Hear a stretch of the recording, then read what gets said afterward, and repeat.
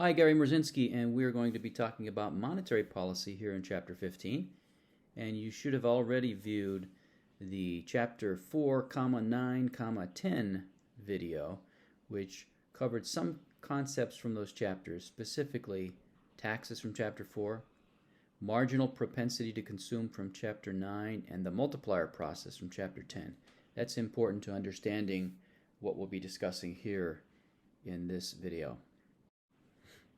Monetary policy is when our central bank adjusts the size of the money supply in order to influence interest rates, which in turn influence spending in the economy.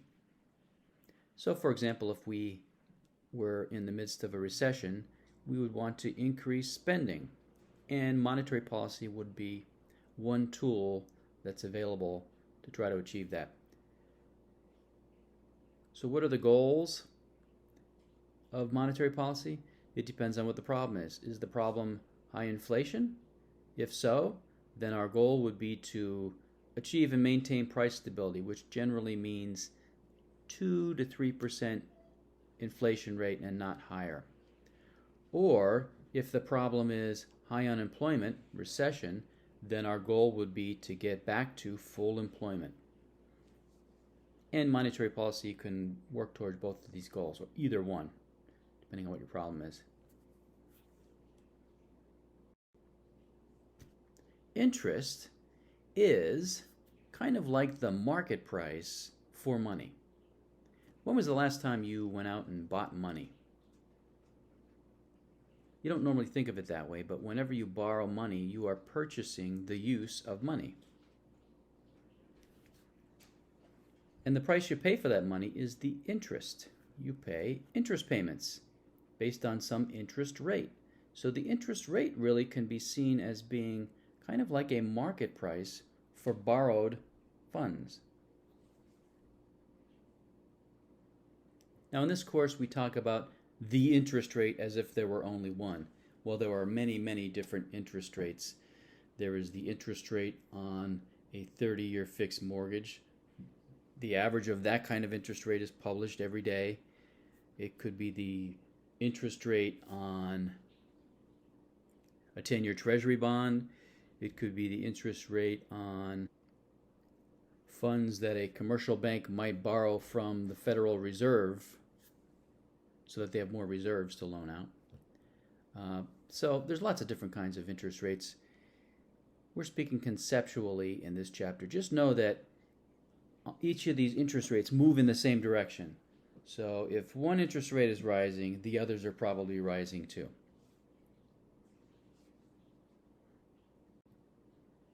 So let's talk about the market for money. First we'll talk about the demand for money, and then we'll talk about the supply of money. So the demand for money, we just talked in the last video about the three functions of money. Well, two of those functions are two parts of the demand for money in the economy. The first is, do you remember, money serves as a medium of exchange. We use it to purchase things, which makes for a much more efficient marketplace than the barter system would. Well, there is a certain amount of demand for money in an economy to process all of the transactions necessary to purchase all of the GDP that's produced in the economy in a year. So the transactions demand for money is directly related to how much GDP we produce. And also keep in mind that GDP is produced throughout the year and you end up with some annual amount of GDP. Well, there's also some annual amount of transactions demand for money. Keep in mind that the same money can be used again and again on purchases throughout the year, and we understand the multiplier now. And if the multiplier is, for example, 3, and there is $300 billion of GDP produced in the economy in a year, then the transactions demand for money is only 100 billion. 300 billion divided by 3, the multiplier. Another function of money is that we use it as a store of wealth.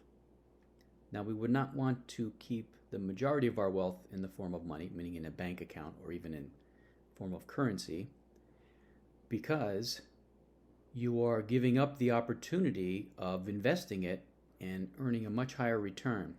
You get a very minimal interest income from the money you have in the bank. And in fact, the interest rate is less than the inflation rate. So whatever you have in the bank in the form of money, wealth in the form of money, is actually losing value over time because of inflation. But you do need to have some of your wealth in the form of money because it's in a very liquid form.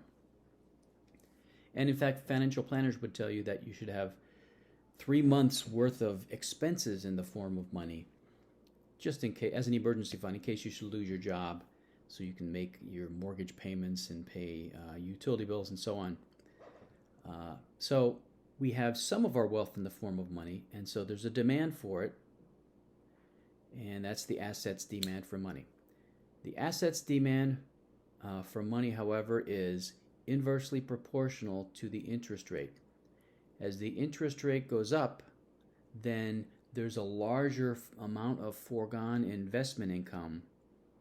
You could be doing so much better if it had been invested elsewhere instead of having it in the form of money in a bank account.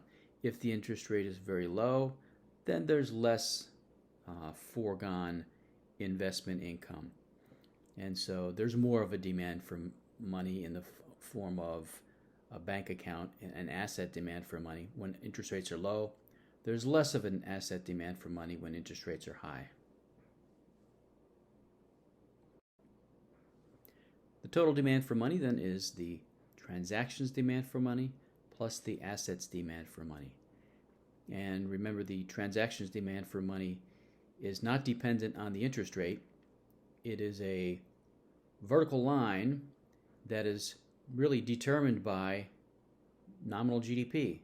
Whatever nominal GDP is, that establishes the transactions demand for money, because that's the money people need to purchase the GDP.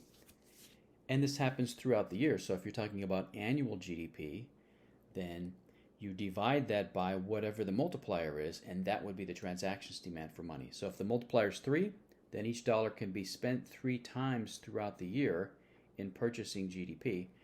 And so the transactions demand for money then would be 100 billion. So when we add these two together, we get a downward sloping line that is offset to the right by whatever amount the transactions demand for money is. Do you see? You're adding horizontally graph A plus graph B, which is really just like taking graph B and offsetting it to the right 100 billion. And that's how you end up with the total demand for money. So D sub M is the total demand for money. As GDP increases, then the total demand for money curve shifts to the right because the transactions demand for money curve is shifting to the right. Now, the supply of money is not dependent on the interest rate. It is controlled, strictly speaking, by the central bank. They control the size of the money supply. They can increase it if they want. They can decrease it if they want. So it is a vertical line. And if they increase the money supply, that would be expansionary monetary policy. Then that vertical line shifts to the right. If they shrink the size of the money supply, that will be contractionary monetary policy. That vertical line shifts to the left. And then the equilibrium interest rate is determined by the intersection of this vertical supply curve and the downward sloping demand for money curve. Now the graph to the right shows you the demand for money curve and the supply of money curve. And of course they intersect, the equilibrium point, that establishes the interest rate. And as you could probably guess, if the Federal Reserve, our central bank, were to use monetary policy to increase the size of the money supply, that would be expansionary monetary policy, then that supply curve, the vertical line, would shift to the right. And what does that do to the interest rate? That's right, it lowers the interest rate. If they should shrink the money supply some, so that would be contractionary monetary policy, then that supply curve, the vertical line, is shifting to the left. So what happens to the intersection? And what does it do to the interest rate? That raises interest rates. So now we're ready to talk about monetary policy. Monetary policy, again, is when the central bank is adjusting the size of the money supply. And the way they do that is by influencing the amount of reserves that banks have. They're either increasing the amount of available reserves in our banking system that banks have to loan out, or they are decreasing the amount of available reserves, excess reserves. So remember, every bank has a certain amount of required reserves. Whatever excess reserves they have above and beyond what's required, they can loan out. If the Fed were to take action to increase all banks' excess reserves, then they have more money to loan out. And remember, there's this money creation process that happens, and there's a money multiplier that has to be accounted for, and that would be expansionary monetary policy if they were to do that. Sometimes they're looking to shrink the excess reserves that banks have. So we're going to talk about exactly how they do that. They're adjusting the reserves that are available in our banking system, and that's how they adjust the size of the money supply. And as it turns out, there are 4 ways they can do it. And here are the 4 tools of monetary policy. Now, almost always that first tool is used, open market operations. So we're going to spend the most time on that one. But there are 3 other ways to increase or decrease the money supply, and we'll just briefly touch on those. Those are not used very often. It's the first one, open market operations. You might recall that there is a Federal Open Market Committee that is a subgroup of the Federal Reserve that meets monthly and establishes monetary policy. This is what they're doing. They are making a plan to engage in open market operations to implement monetary policy. Sometimes they meet and agree to do nothing. They don't do something every month. Really, it's only when action is needed, when the economy appears to be going in a bad direction. So open market operations, this is the first tool. This is when the Federal Reserve, our central bank, increases or decreases the money supply. And the way they do it is by either buying or selling Treasury bonds. Treasury bonds are U.S. government bonds that the U.S. Treasury sells, and they are out there in the economy, and there is a bond market where they can be bought and sold just like any other kinds of bonds. So there are U.S. government bonds that are sold by state governments. There are government bonds that are sold by local governments, municipal bonds, county bonds, and then there are federal government bonds. These are called Treasury bonds. And the way this works is, first let's talk about what a bond is. A bond is a loan. And if it's a government bond, then the government will sell bonds to interested investors. And let's say it's a $10,000 Treasury bond. Then the interested investor will purchase the $10,000 bond, and when the person does that, it's usually an institution. Usually these are institutional investors. I'll talk about that in a minute. But the purchaser is loaning $10,000 to the federal government when this happens. The federal government then promises to repay that $10,000 after some term, some period of time. Maybe it's a 10-year Treasury bond. After 10 years then, the federal government will pay back the $10,000 to the purchaser plus interest. So there'll be a very specific interest rate, annual interest rate, and that will be really the fee for the government having borrowed that money. Now, Treasury bonds are sold at a very low interest rate because they are practically risk-free. And the way bonds work is, the more risky the bond is, the higher the interest rate needs to be, or no one will buy it. So what would make a bond risky? The organization that's selling the bond can be financially stable, or they can be financially questionable. So if they're financially questionable, then there's a chance that they may default on outstanding bonds if they were to go bankrupt, for example. And so there are bond rating organizations that review corporations that sell bonds, that's corporate bonds, and governments that sell bonds for their financial viability, and then establish a bond rating that investors, people that would purchase bonds, can look at before purchasing the bond. So our federal government has never defaulted on a bond, and it's considered probably the safest investment in the world. And there are even overseas purchasers of U.S. Treasury bonds for that reason, because it's a very safe place to put your money, and you're earning a little bit of interest. But it is the federal government borrowing that money when they create a new bond. So new bonds, new Treasury bonds, are created in years when there is a federal budget deficit, and that is virtually every year. So they need to sell some amount of bonds to finance that deficit. So those bonds are created, and there's all different terms of these bonds. They could be 5-year Treasury bonds, 10 years, even up to 30 years. And sometimes they're even shorter term than that, 3, 6, 9 month. They call them Treasury bills, T-bills.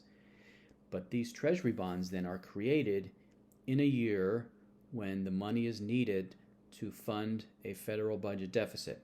Then that bond is out there in the economy, and let's say it's a 10-year bond. It's possible that that bond could be bought and sold another 2 or 3 times before the 10 years is up. That's what the bond market is for.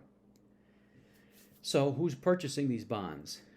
Banks purchase these bonds because it's a safe place to, if you have excess reserves, you might want, and you expect to have them for a period of time, you might want to convert those excess reserves into Treasury bonds that would be earning a larger interest rate until you need to use those reserves to loan out to make money. So banks purchase them. Institutional investors like money managers in charge of mutual funds, pension funds purchase bonds, insurance companies purchase bonds, and so Treasury bonds are usually purchased by these types of institutions. There is actually a version of a Treasury bond for individual consumers, and that is a savings bond. They're not all that popular, but they're around. You can buy a $50 savings bond if you want to. But anyway, there are these Treasury bonds out there. There is a bond market where all kinds of bonds are bought and sold all the time. So when the government wants to increase or decrease the money supply, they are either purchasing or selling Treasury bonds. Our Federal Reserve has a large stash of Treasury bonds, and they are in fact the largest holder of U.S. public debt, our own central bank, the Federal Reserve, because they need a large amount of Treasury bonds to do this open market operations. They need to have them on hand in case they want to sell some, and we'll talk in a second about whether that increases or decreases the money supply. And other times they want to be purchasing them, and then this stash of Treasury bonds that the Federal Reserve is holding grows. So it's increasing and decreasing over time depending on whether the Federal Reserve is buying or selling bonds. So we've just established that open market operations is when the Federal Reserve is either buying or selling Treasury bonds on the open bond market. Now here's the way to visualize this. Imagine that the Federal Reserve, the central bank, is outside of the economy, and then across the room you have, when I teach this class in the classroom, I say, over there, I am the Federal Reserve. Over there, across the room, is the economy. And so if I want to increase the size of the money supply, then I want to feed dollars into the economy. The way I would do that is by purchasing Treasury bonds. So the Treasury bonds come out of the economy to me, the central bank, and my dollars go into the economy. That increases the money supply. So where do these dollars come from? They just come out, they get created out of thin air. And these dollars, I'm purchasing bonds, but these dollars are going into the banking system because the Federal Reserve is purchasing these bonds. If you prefer thinking of them writing a check and mailing a check or to whoever the purchaser is, okay, they do that. It usually happens electronically, though. In any event, it's ending up in a bank account. The money that is used to purchase these Treasury bonds ends up in the bank account of whoever the seller was, whoever the seller of those bonds was. And then that becomes or increases excess reserves in the banking system, which then get multiplied. So to summarize, if the Federal Reserve wants to increase the size of the money supply, they purchase Treasury bonds from the bond market and then feed the dollars into the economy by paying the seller of those bonds, and those funds end up in the bank of the seller of those bonds, and thus the reserves of that bank, of those banks, are increased.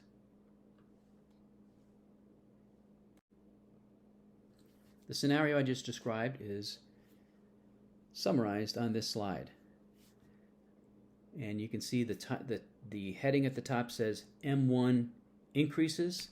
This is what you would do to increase M1, increase the money supply. The Fed would buy bonds. This creates excess reserves in the banking system. It makes them grow, which increases the lending ability of banks, and then money creation adds to that. When the bonds are purchased from a bank, in other words, if the seller of the bond is a bank, then the increase in reserves, if it's a $10,000 bond, then their reserves increase by $10,000. If the seller of the bond, let's just say it's one bond for $10,000, is someone other than a bank, well, it's a little bit different, but that seller has a bank account. The money's going to end up in that seller's deposit account, checking account, and it's still going to increase the available excess reserves of that bank. It's just that only 90% of the $10,000 are available to be loaned out from that bank. So just a slight difference depending on whether the seller is a bank or the seller is someone other than a bank. In any event, a bank is going to be involved. That's one thing you can be guaranteed about. If the Fed wants to decrease the money supply, you can see the heading of this slide shows you M1 and a down arrow. So that indicates that this is what you would do if you're a central bank decreasing the money supply. Then you're selling Treasury bonds. So again, the Fed has a stash of Treasury bonds that it's always holding, and it's going to sell some of those. So then again, visualize the central bank as being outside of the economy. So I am the central bank, and I'm going to feed bonds into the economy and take dollars out of the economy then, because someone's purchasing those bonds on the bond market. And the money then comes out of the economy, thus shrinking the money supply. So whoever the purchaser is, maybe it's a bank, and if a bank is purchasing a $10,000 Treasury bond, then that's $10,000 less of excess reserves that that bank has to loan out. So don't forget that money creation happens in reverse then. You're taking lending ability away from banks when this happens. Now it might be that the purchaser of the $10,000 bond is not a bank, but someone that's a depositor in a bank. Still, the money's coming out of a bank, out of a deposit account. Then 90% of the purchase price is the amount of decrease in excess reserves for that bank. So there's just that small difference. But in either case, it's taking excess reserves out of the banking system, and that shrinks the money supply. Now that is the most common way the money supply is adjusted. It's the most common way to implement monetary policy. But there are three other tools, as we mentioned. One could be to adjust the reserve ratio. I mentioned that the reserve ratio is 10%, and it's been 10% for many, many years, since the early 90s. Well, imagine if the government were to increase the reserve ratio from 10% to 15%. That would very quickly take reserves, excess reserves, out of the banking system. So much so that it would cause great instability and maybe make the banking system crash to do that overnight. They would have to phase in an increase in the reserve ratio that would be that large. That's like increasing by 50% the amount of required reserves. So they would never do that. But that would be the effect. Even if they were to increase the reserve ratio from 10% to 11%, you can see how that would shrink the money supply, because now banks have to hold more in required reserves, which makes less excess reserves available. What if the government or the Federal Reserve were to lower the reserve ratio from 10% to 9%? That immediately would create excess reserves. That would increase the money supply. And again, remember that money creation then happens, and there's a money multiplier that amplifies the effect of that decrease in the reserve ratio. Here's an example with some numbers. Imagine that the reserve ratio were 20%. So then that would be represented by row 2. And this bank has $20,000 in checkable deposits. They have $5,000 in reserves, actual reserves. Well, 20% of the $20,000 is $4,000. They're required to keep $4,000 at a minimum. They have $5,000, so that means they have $1,000 in excess reserves. They could, if they want to, right now, loan out those $1,000. Now, what if the reserve ratio were increased to 25%?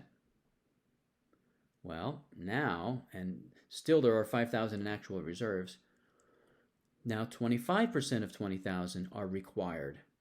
That means all of the actual reserves are required reserves, because 25% of 20,000 is 5,000. That means now there are no excess reserves.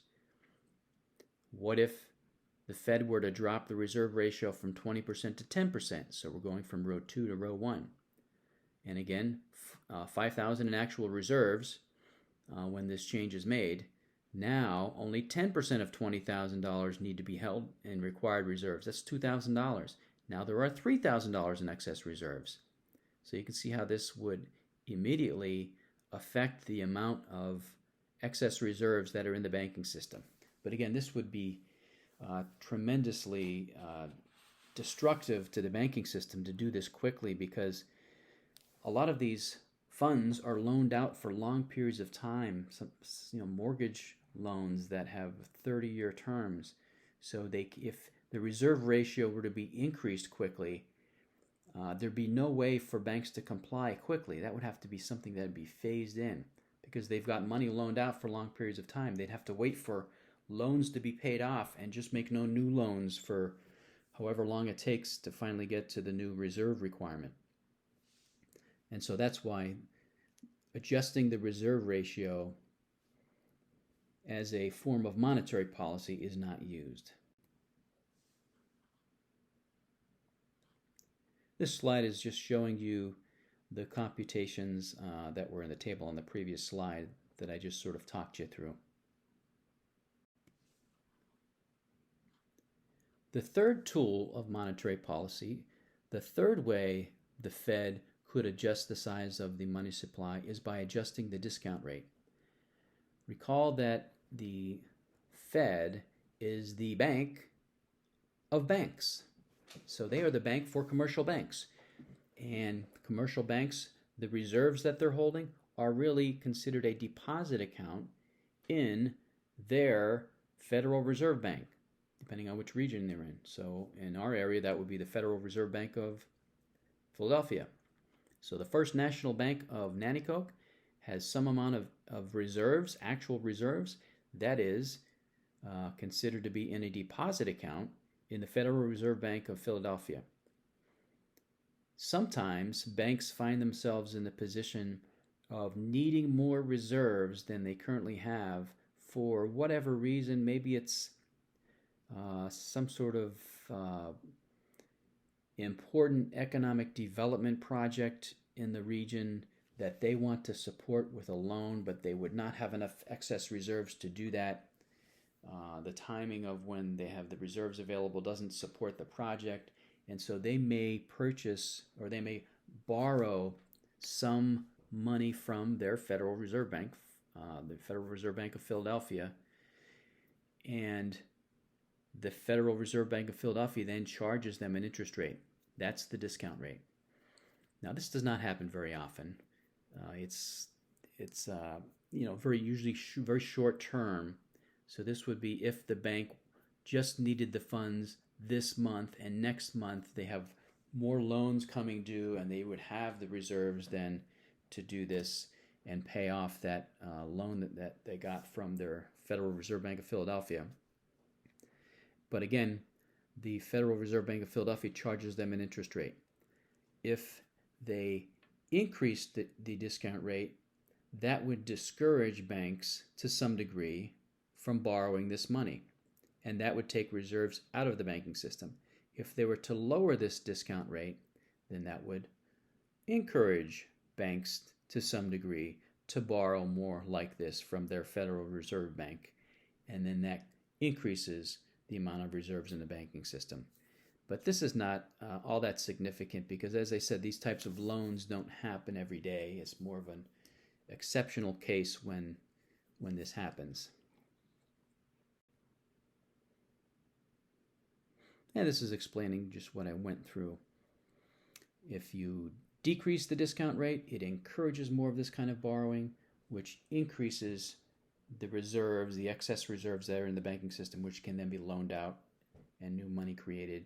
If they increase the discount rate, then that discourages banks. It's more expensive for them to borrow this money, and so there's going to be less excess reserves in the banking system. Another tool of monetary policy could be to adjust interest on reserves. Commercial banks and thrifts, their reserve balances are considered a deposit account at their Federal Reserve Bank that oversees them. So in our area, that would be the Federal Reserve Bank of Philadelphia. So the First National Bank of Nanticoke, if there was such a bank, their reserves are a deposit account, and this is done electronically, at the Federal Reserve Bank of Philadelphia. In 2008, this was really a form of monetary policy meant to stimulate the economy or to stabilize the banking system. To do that, started paying interest on those reserve balances. Prior to that, they paid no interest on those reserve balances.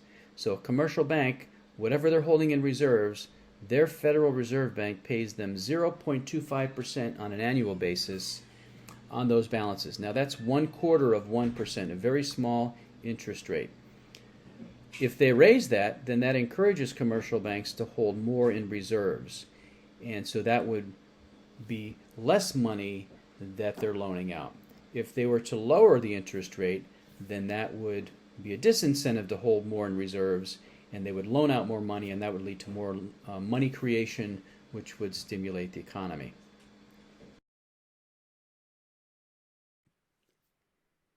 Imagine that the Fed were to raise the interest rate on reserves, then that would encourage commercial banks to hold more funds in excess reserves because they're earning more interest, and less would be loaned out. That would shrink the money supply. If the Federal Reserve were to lower the interest rate, maybe get rid of it altogether, take it back down to 0%, then commercial banks would not be encouraged to be holding more reserves. They would be encouraged to loan out more of their reserves, and that would increase the money supply. So again, raising interest on reserves would decrease the money supply. Lowering interest on reserves would increase the money supply. Now again, picture the supply and demand curve for money. If you decrease the money supply, you're shifting that vertical supply curve to the left. That raises interest rates. If you increase the money supply, that shifts that vertical supply curve to the right, lowering interest rates. So which do you use in which cases? Well, think about how the interest rate influences aggregate demand. Whenever you lower the interest rate, then that encourages borrowing and increases the demand for any products that are purchased with borrowed money. So if interest rates are lowered, that would encourage people to borrow more money to purchase real estate, to purchase automobiles, to purchase college education, for businesses to borrow money to expand. All of these things would shift the demand curve to the right. Aggregate demand would shift to the right. So that would be something you would do if it were a recession. You would work to lower the interest rate, thus shifting the aggregate demand curve to the right. How do you lower the interest rate? By increasing the money supply. So you increase the money supply if you want to recover from a recession.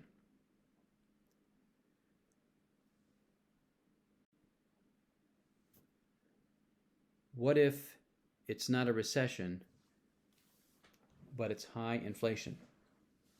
Well, then you want to shift the aggregate demand curve to the left, don't you? You want to actually decrease spending in the economy. Well, one way to do that is to raise interest rates. If you raise interest rates, it discourages people from purchasing things that you purchase with borrowed money, which is automobiles, real estate. I hate to keep bringing up college education, but people borrow money to go to college, right? And businesses, it's going to discourage borrowing to expand their businesses, or to buy new equipment, or to buy new capital goods, machinery, and equipment. So how do you raise interest rates? Now you're visualizing the supply and demand curve for money.